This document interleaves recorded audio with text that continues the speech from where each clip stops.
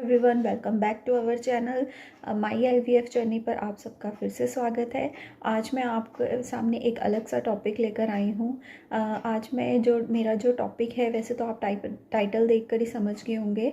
तो इस टॉपिक में क्या है कि लेप्रोस्कोपी के बाद जो मेरी हालत हुई उसको मैं आपके साथ शेयर करना चाहती हूँ। और मैं नहीं चाहती कि ऐसा किसी के भी साथ हो, इसीलिए मैं आपके साथ ये शेयर करना चाहती हूँ कि मेरे को ऐसी क्या प्रॉब्लम हुई। और इसका लेप्रोस्कोपी से भी अलग ऐसा नहीं है कि सिर्फ इसका लेप्रोस्कोपी से रिलेटेड है। उसके बाद जो हम एंड्रोमेट्रोसिस या उससे रिलेटेड कोई मेडिसिन लेते हैं, या फिर हम जो है कोई भी जैसे अभी हम एम्ब्रियो ट्रांसफ़र के बाद आईवीएफ के बाद जो मेडिसिन लेते हैं, उसका भी इफ़ेक्ट उस पर पड़ सकता है। तो मैं आपको ये शेयर करना चाहूँगी कि लेप्रोस्कोपी में क्या होता है, लेप्रोस्कोपी क्यों करवाई जाती है। लेप्रोस्कोपी जो है इसलिए करवाई जाती है कि जैसे कि मुझे प्रॉब्लम थी, हाइड्रोसल्फिन की प्रॉब्लम थी, एंड्रोमेट्रोसिस की प्रॉब्लम थी। कई बार तो लेप्रोस्कोपी जो है एक दूरबीन से करने वाला ऑपरेशन है। कई बार इसलिए करवाई जाती है लेप्रोस्कोपी कि सिर्फ अंदर के पार्ट्स को चेक करने के लिए, देखने के लिए की जाती है। और मेरी लेप्रोस्कोपी इसीलिए हुई थी क्योंकि मेरे जो था डाउट था, समझ में नहीं आ रहा था कि एंड्रोमेट्रोसिस है कि हाइड्रोसल्फिन है, क्या प्रॉब्लम है। और हाँ, मेरे साथ दो ऐसी दिक्कत हुई। एक तो जहाँ से मैंने लेप्रोस्कोपी करवाई वहाँ से मैंने बिल्कुल भी इस चीज़ के बारे में, जो है लेप्रोस्कोपी जहाँ से मैंने करवाई थी, वो जो थे डॉक्टर भी अच्छे नहीं थे, वहाँ का एटमॉस्फेयर बिल्कुल अच्छा नहीं था। और जहाँ से जो लेप्रोस्कोपी करने वाले सर्जन थे, उन्होंने वो बाहर से बुलाए थे। और लेप्रोस्कोपी जो मेरा हुई उसका कोई भी जो है कंक्लूज़न मेरे सामने नहीं निकला।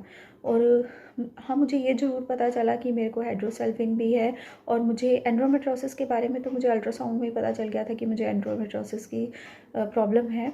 लेकिन हाइड्रोसल्फिन के बारे में और जो मेरे को फाइब्रॉइड्स है उसके बारे में मुझे लेप्रोस्कोपी के बाद ही पता चला था। लेकिन मुझे कोई जहाँ से मैंने करवाया था, उन्होंने हाइड्रोसल्फिन की वजह से कोई क्लिपिंग नहीं की थी, कोई ट्यूब उन्होंने नहीं निकाली थी। लेकिन हाँ, उन्होंने ये बोला था कि अगर हम ट्यूब निकाल देंगे तो उसका ओवरी पे इफ़ेक्ट पड़ सकता है।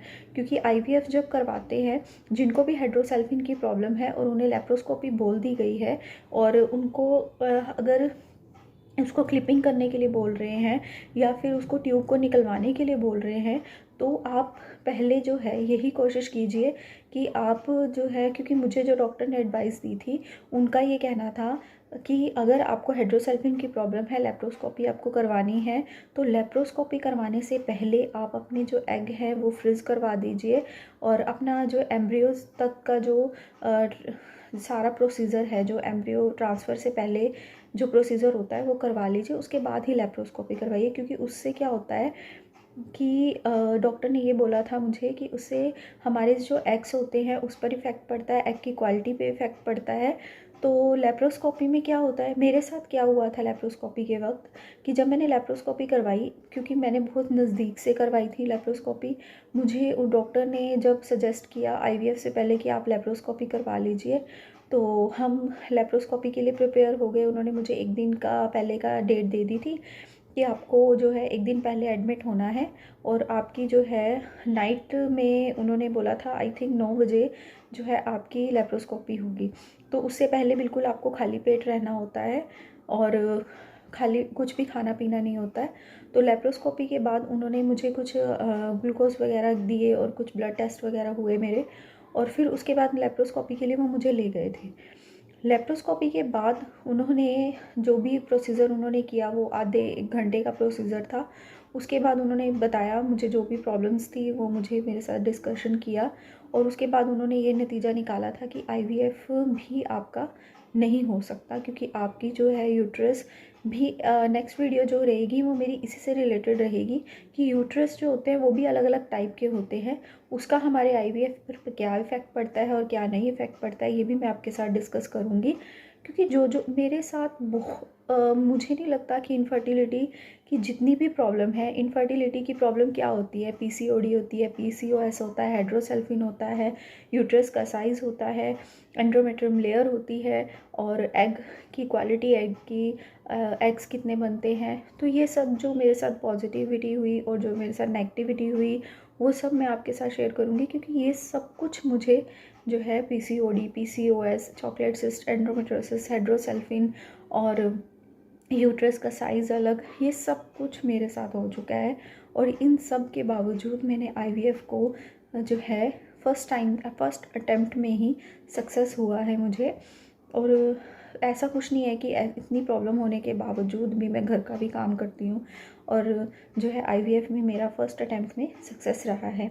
आगे जैसे जैसी मेरी जर्नी रहेगी, जैसे भी मुझे बेबी कंसीव होगा और कहाँ से मैं ट्रीटमेंट ले रही हूँ, हम कहाँ से, मैं सब कुछ आपके साथ ब्लॉग जो है वो शेयर करूँगी। बस आप मेरी जो है मेरी वीडियो को सब्सक्राइब ज़रूर कीजिए, क्योंकि सब्सक्राइब करेंगे तो आपको बहुत सारी इससे इन्फॉर्मेशन मिलती रहेगी। क्योंकि मैं आईवीएफ की पूरी जर्नी जो है बीच में ही स्टार्ट कर रही हूँ, ताकि आपके साथ अगर कोई प्रॉब्लम होती है तो आप उसको शेयर कर सकें।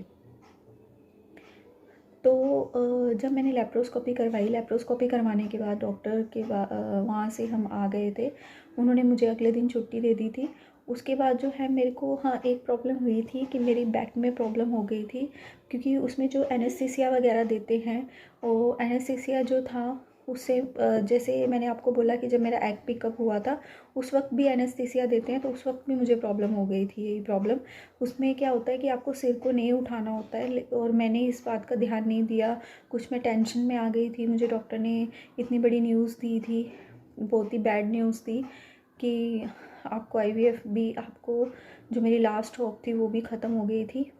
ठीक है, तो उस वजह से कुछ मेरी टेंशन बढ़ गई थी, और स्ट्रेस की वजह से वो मुझे सारी प्रॉब्लम हो गई।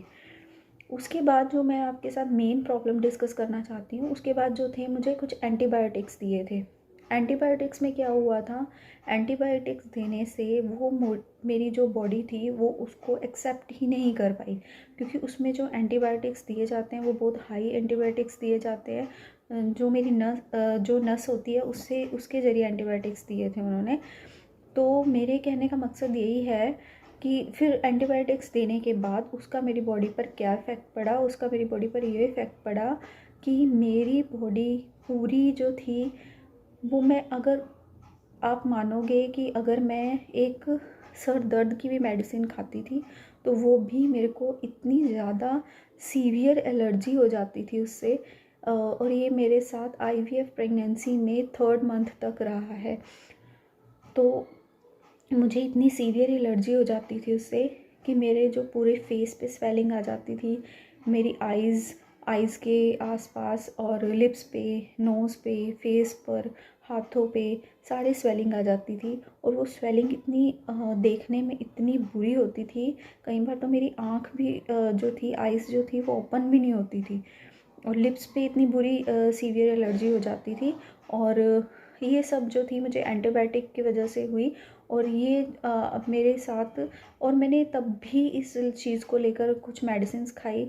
लेकिन जब मेरे को उसी के बीच में मैंने आईवीएफ का ट्रीटमेंट भी करवाया, और आईवीएफ ट्रीटमेंट करवाने के बाद भी 3 मंथ तक मैं एलर्जी की मेडिसिन्स खाती रही।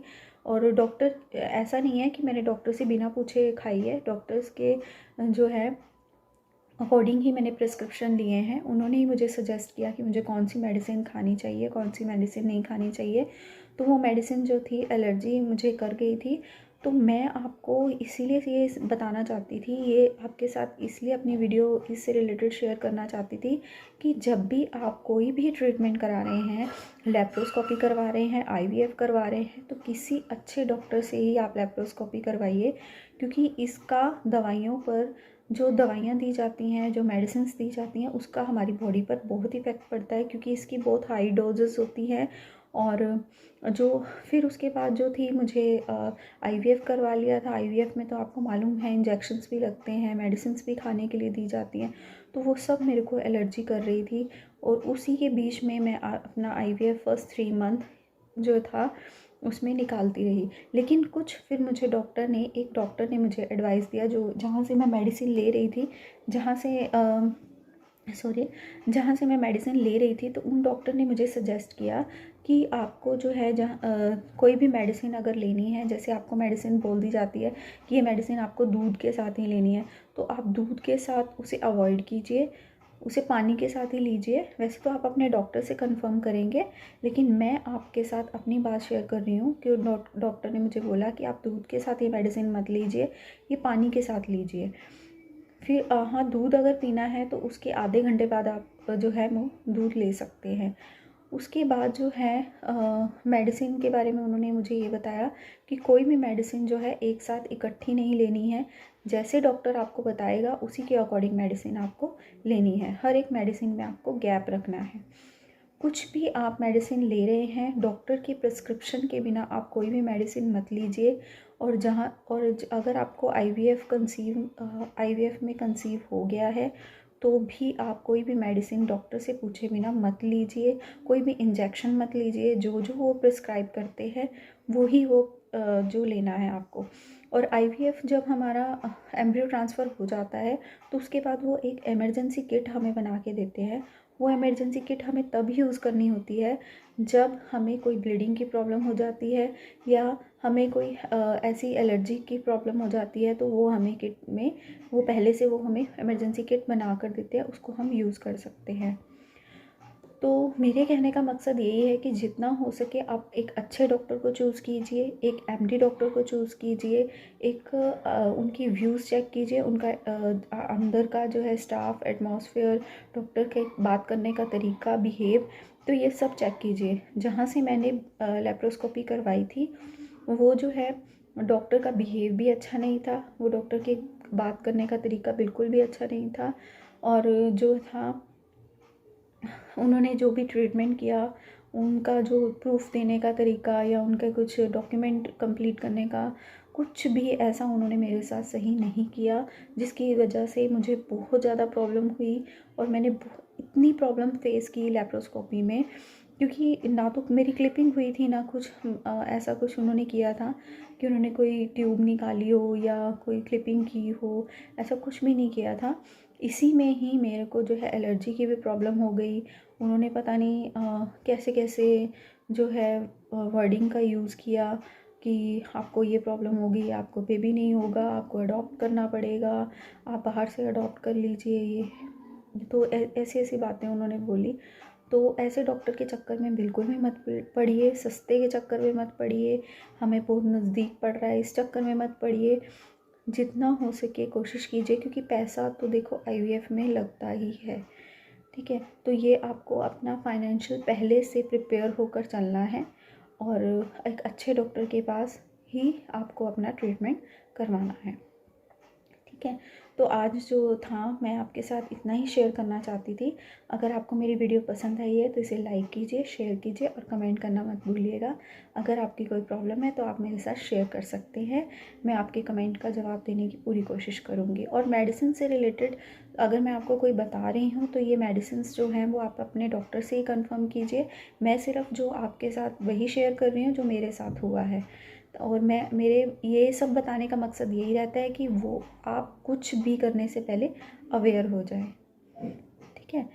तो और नेक्स्ट वीडियो में मैं आपको उस पर्सन से मिलवाने वाली हूँ जिस पर्सन की वजह से मेरा आईवीएफ इतनी प्रॉब्लम्स के साथ सक्सेस हुआ है। और अगर आप भी ऐसा करेंगे तो आपको भी सक्सेस ज़रूर मिलेगी। तो आप मेरी नेक्स्ट वीडियो ज़रूर देखिए, उसमें मैं आपको उन पर्सन से मिलवाऊँगी। Thank you so much.